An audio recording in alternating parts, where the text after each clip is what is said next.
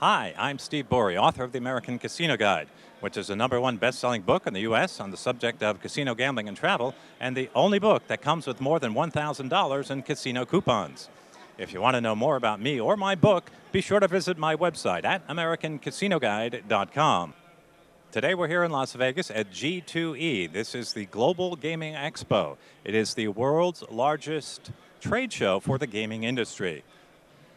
Today I'm going to interview Frank Legato. Frank is the editor of Global Gaming Business Magazine, and Frank also writes 2 gaming columns about slot machines for consumer publications. So let's go in and see what Frank has to say on the subject of slot machines.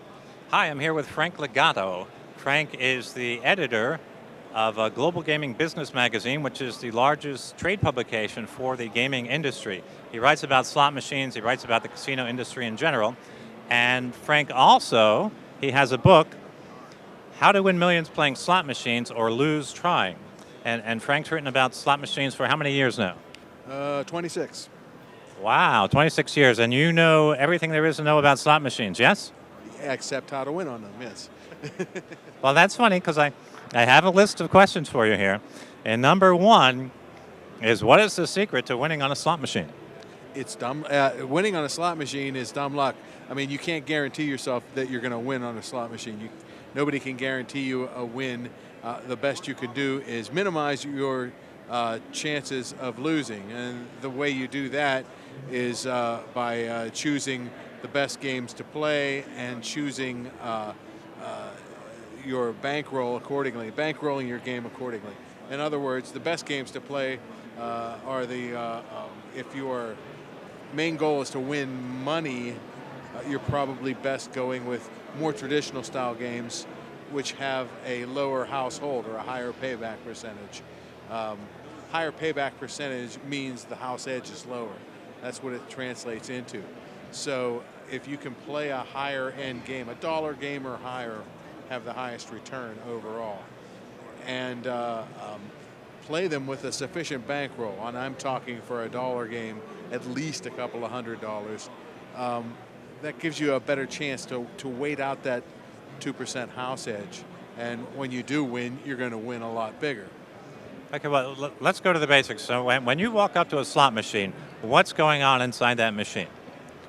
What's going on inside that machine is that there's a computer program into which numbers have been entered for each possible symbol that can come up on a reel and for a blank that can come out on a reel. They all have a number assigned to them, and then there's duplication.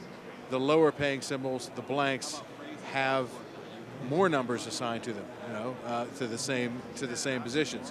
The jackpot symbols have a couple, 1 or 2 numbers assigned to them. What's going on when you walk up to a slot machine is a random number generator program is generating all the numbers that have been entered into that program in a random sequence. 100 numbers a second. It's generating 100 numbers a second. So when you put money in, it's still generating those numbers until you hit the spin button or pull the handle. And at that instant you do that, you push the spin button, the computer freezes the sequence of numbers that the RNG has generated at that instant and translates it into your real result.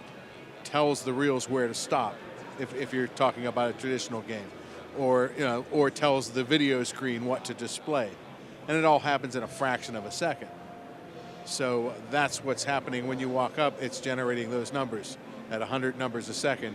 And when you sit down, your timing of when you push the button will determine what real results you get. Okay, so if you push it at the right time, you'll get a winner. If you push it at the wrong time, you'll get a loser. Yes, in other words, it's luck. I mean, you can't determine what the right time is. There's no way to determine when that random number generator is going to come up with that great combination. All right, now people always hear about loose machines or tight machines. People refer to a casino, oh, this casino has loose machines, oh, this casino has tight machines. Now, is there any truth to that? Yes, there is. I mean, magazines like Casino Player have logged it for years, and the casinos are generally, commercial casinos are required to report their hold numbers to to to whatever regulatory authority is there, and those hold numbers report how much of wagers on slot machines were held by the casino as earnings. But if you flip-flop those numbers, that's a public record of the payback percentage of how much of the slot wagers have been given back to players in jackpots. And those numbers can be logged and looked at. And what magazines like Casino Player and Strictly Slots do is they take those numbers and compare them between casinos and between casino jurisdictions. So you can see by historical record which casinos have given more back to their players than others. And generally what you're going to find is those casinos are in North Las Vegas, the northern suburbs of Las Vegas, the western suburbs, just the outskirts of Las Vegas, the locals casinos. Is a slot machine ever due to hit? It's impossible to know. It's impossible to know no, it's never due to hit because every spin is independent of every other spin as far as what it's going to do. Don't forget the RNG is generating numbers at 100 times a second, 100 numbers a second, and it's constantly generating those numbers. So there's no way of determining what number it's going to hit. On a classic slot machine, you might there's only a very small number. There might be 8 paying combinations. There might be maybe 100 real stops, physical real stops. In other words, physical spaces that can stop on that single pay line. So there's really, it can cycle through the entire possibility of real results. The entire possibility of jackpots or losing spins can cycle through a couple of times between the time you hit the button once and the next time you hit the button. So there's really no way of determining when a slot machine is due. A slot machine can hit jackpots 10 times in a row and not hit jackpots for another week. Okay, so another question along the same lines. There are some players who say, well, this machine hasn't hit for a while. It's due to hit. And then there's people with just the opposite theory and say, well, this machine's been hitting for a while, so it's a good machine to play because it's going to continue to hit. So either one of those are valid or invalid. What would you say? There's really no way to determine whether a machine is going to hit on the next spin or not, regardless of what it's done in the past. Past results are no indication of what the future is going to hold for any slot machine. If a casino wants to change the payback percentage on a machine, they can do that. And what is the procedure if they wanted to do something like that? Well, yes, it's perfectly legal to change a percentage, and the procedure right now in 99.9% of the casinos out there is they have to buy a new chip, and they have to have technicians go out, open the door, take out one EEPROM chip, it looks like a little brush, put in another one, and close the door, and have a regulator there generally to verify the new payback percentage. That's the way it's done now. Now with server-based gaming coming in a few years, they can do that. They can change a game program remotely, but generally, they have to still tell the regulators ahead of time when the program is going to change, and generally what they're doing with the initial applications out there is not changing a percentage on the same machine. What they're doing is they're changing game styles. They're changing denominations. They're changing from pennies to nickels, from pennies to quarters.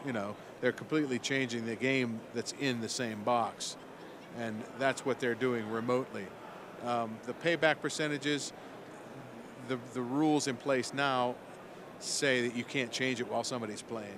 You have to wait until the machine has been idle for several minutes to change anything on it. Now, how widespread is server-based gaming at this point? It's still in the experimental stages. It's still just being tried on a few banks of machines here and there at various casinos. I just, moderated a couple of panels on it, as a matter of fact. And what's happening now is the casinos and the manufacturers are working on new applications for the system. And what they need to do with the applications is provide something for players that they don't have now, and something that players will enjoy. In other words, if these systems don't allow casinos to make more money, if these systems don't drop more players in and allow incremental revenue, then they're just a convenience for the operator, and they're not going. And there's a big investment involved. They have to have an Ethernet equipped floor. These are basically they're setting up a local area network, a computer network for their slot floor, and especially older casinos have to completely tear out their casino floor and equip it for Ethernet. That's a big investment you're talking. So you're talking big investments here, and if there's not a big return on investment, it's just not worth it. And the way you get a big return on investment is providing players a play experience that they don't have with standard slot machines. If you had to give an estimate of how widespread you think server-based gaming is right now, what % of the casinos in the United States have it? What would be your best guesstimate? Fraction of 1%. Not even a fraction of 1%. I mean, it's very small, and a lot of the casinos, at least in North America, the vast majority of the casinos that do have it are just having it on a bank or two, and they're trying it out, and they're seeing what kind of applications they can do. They can customize play experiences for players. In other words, if a high-end player comes in, they can, as soon as he puts his Players Club card in, his favorite 5 games will appear on the screen, and he can choose from that menu. That's one way. It's providing more value to players. I had one lady who told me that her father was in the gaming business. He was a slot manager, and he had a little clicker in his pocket, and he could go around and click it and change the payback percentage on a slot machine. Now, you said before that couldn't happen if it. You have to open the door. And it won't happen with server-based gaming either, because you have to actually provide regulators with a schedule of when you're going to change your payback percentage, so they can look on their computer screens and make sure the new payback percentage is what you say it is. So you can't just go around, and you have the rule that you can't change percentage. You can't change anything on a game while somebody's playing. So all those rules are against it. And I go back to the gaming license. Why would a casino risk its gaming license? Okay, just one last question for you. What is your best advice for slot players? Bankroll for the game that you're going to play. In other words, you have to make sure you have enough to ride out that house edge that's on a slot machine. If you sit down at a dollar machine with a 20, you have to be extremely lucky. I mean, we're extremely lucky to actually play that slot machine for a while. And it happens. I've thrown a 20 into a dollar machine and hit on the first round, and then you play for a while. But really, you have to really know how that machine is going to behave. A traditional slot machine is going to have dry spells punctuated by big wins. So you plan for that eventuality. If you want to play, if you're in it for entertainment, you can sit down at a multi-line penny machine, and you can play for a long time on a small investment. So sit down with $20. But no, in the end, you're probably still going to lose. But know that going in, you'll be entertained, and those people are playing for the entertainment of it. They already know that penny machines pay the lowest on the floor. They pay usually, usually you're giving away more like 12 or 13% on a penny machine, as opposed to 10 or 9, or on a dollar machine maybe only 2 or 3.